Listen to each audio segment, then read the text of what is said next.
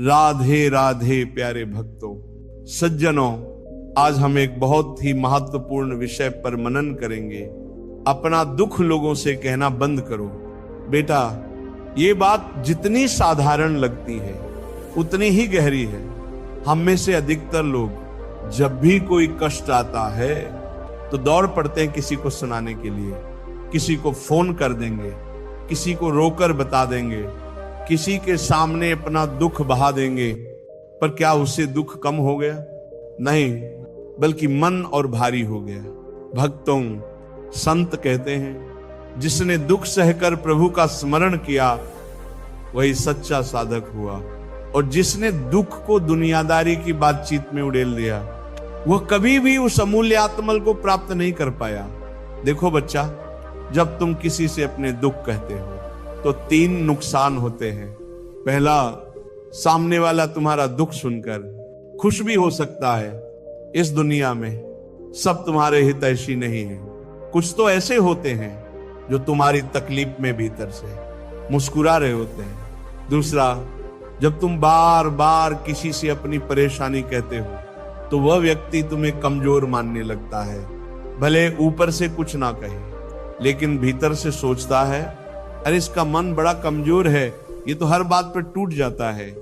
और तीसरा, हर बार दुख कहने से वो बात तुम्हारे मन में और गहरी बैठ जाती है। तुम्हें लगेगा कि कह देने से हल्का हो गया, पर सच्चाई ये है कि बार बार बोलने से वो पीड़ा स्थायी रूप से तुम्हारी चेतना में बस जाती है।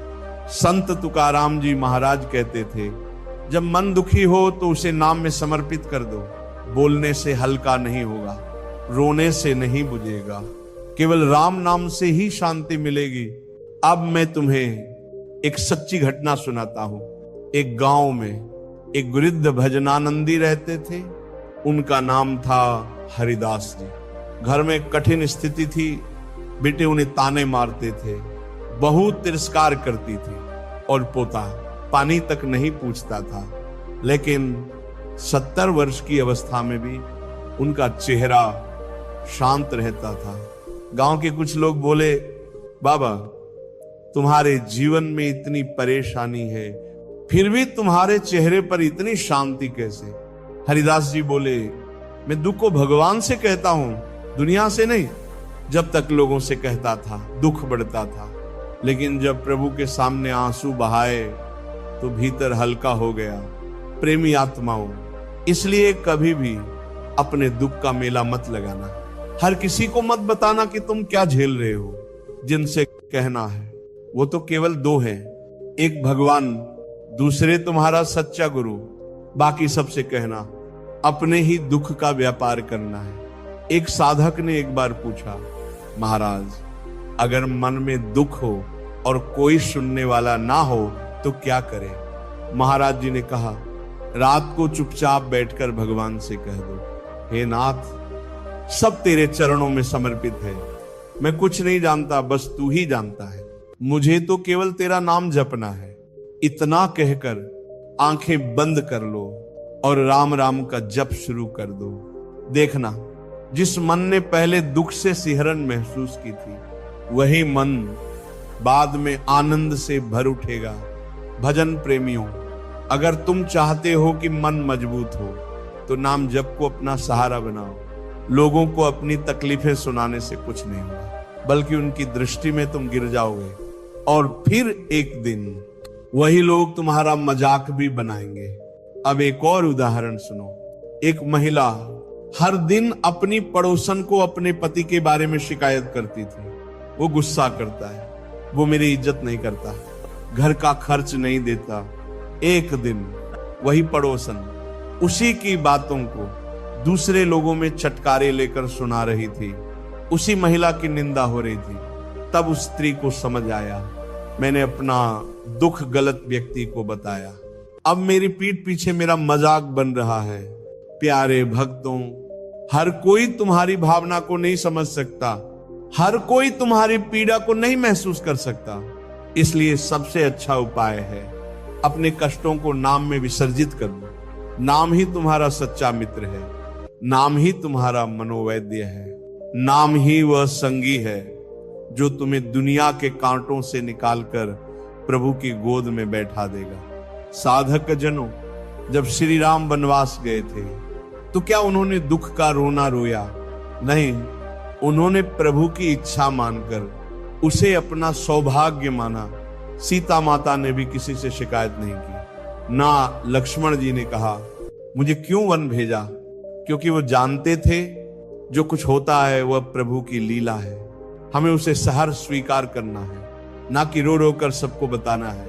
भक्तों, आज भी बहुत से लोग कहते हैं मैं अकेला हूं, कोई सुनता नहीं, जीवन बोझ लग रहा है। तो बेटा, मैं तुम्हें स्पष्ट कहता हूं, नाम जप में लग जाओ, नाम के साथ रो, नाम के साथ हंसो, नाम के साथ जियो।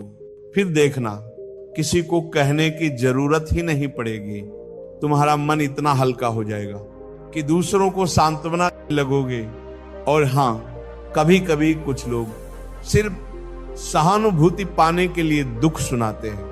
यह आदत सबसे घातक है, यह आत्मा को दुर्बल बनाती है। कृपया इस आदत को आज से त्याग दो। संत कबीर कहते हैं, न कहो तो मन घटे नहीं, कहो तो जग हासे। राम नाम बस साध लो, बाकी सब असली रस बिसरे। भाई बहनों, अब समय आ गया है कि तुम नाम को अपने दुखों का एकमात्र साथी बना लो। यदि किसी दिन बहुत दुखी हो जाओ तो एकांत में बैठकर बस इतना कहो, हे प्रभु, मैं तेरे चरणों में अपने जीवन की हर तकलीफ समर्पित करता हूं। मुझे संसार से नहीं, तुझसे सहारा चाहिए। मैं अब किसी से कुछ नहीं कहूंगा, केवल तेरा नाम लूंगा, तेरे स्मरण में जीऊंगा। फिर देखो चमत्कार कैसे होता है। तुम्हारा दुख खुद पिघल जाएगा, तुम्हारे अंदर एक नई शक्ति उत्पन्न होगी, और वही शक्ति तुम्हें दुनिया की नजरों से नहीं, प्रभु की कृपा से पहचान दिलाएगी। इसलिए प्यारे भक्तों, आज से एक संकल्प लो, अब कोई दुख किसी को नहीं कहूंगा, सिर्फ नाम जप में ही अपना सब कुछ समर्पित करूंगा। यही है सच्चा साधक बनने का प्रथम चरण। राधे राधे। मैं अब किसी से कुछ नहीं कहूंगा, केवल तेरा नाम लूंगा, तेरे स्मरण में जीऊंगा। फिर देखो चमत्कार कैसे होता है। तुम्हारा दुख खुद पिघल जाएगा, तुम्हारे अंदर एक नई शक्ति उत्पन्न होगी, और वही शक्ति तुम्हें दुनिया की नजरों से नहीं, प्रभु की कृपा से पहचान दिलाएगी। इसलिए प्यारे भक्तों, आज से एक संकल्प लो, अब कोई दुख किसी को नहीं कहूंगा, सिर्फ नाम जप में ही अपना सब कुछ समर्पित करूंगा। यही है सच्चा साधक बनने का प्रथम चरण। राधे राधे।